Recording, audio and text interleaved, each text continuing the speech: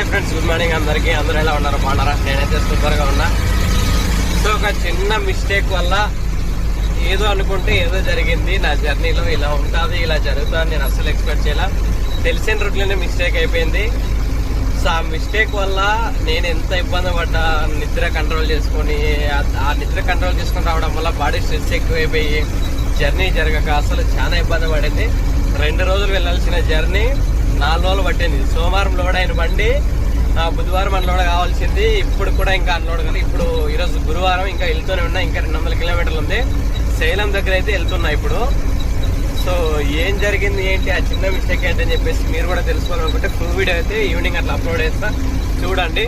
మీరు కూడా తప్పు అయితే చేయకండి. ఎవరైనా కూడా డ్రైవింగ్లో ఉన్నప్పుడు ఏదైనా కూడా. సో ఏదో అనుకోకుండా అయిపోయింది, ఏం చేయడానికి కాదు. చిన్న ఫోన్ కాల్ ఆ మొబైల్ కల్లా చూడడం, సో ఏదో సంథింగ్ అలా అయిపోయింది అనమాట. నాకు కూడా చిరాకు ఉద్దేశం, అసలు ఇలా జరుగుతుందా ఏంట్రా అని చెప్పి నేను అస్సలు ఎక్స్పెక్ట్ చేయలే. రెగ్యులర్ తిరిగే రూట్లోనే ఇలా అయిపోయింది. సో టైం బ్యాడ్, ఏం చేయలేము. అంతకుముందు కోయంబత్తూరు వచ్చినప్పుడు నా ఇయర్బడ్స్ పోయినాయి. సో మిస్సింగ్, అదొక 1000-1500 లాస్. ఇప్పుడు మళ్ళీ కోయంబత్తూరు వస్తుంటే మళ్ళీ ఇలా జరిగింది. అది ఏంటో ఏమో నాకు తెలీదు. టైం బ్యాడ్ అనుకోని చెప్పేసి అనుకోవాలా, లేకుంటే మనం జాగ్రత్తగా ఉండాలేమో తెలీదు. సో ఏం చేయడానికి కాదు.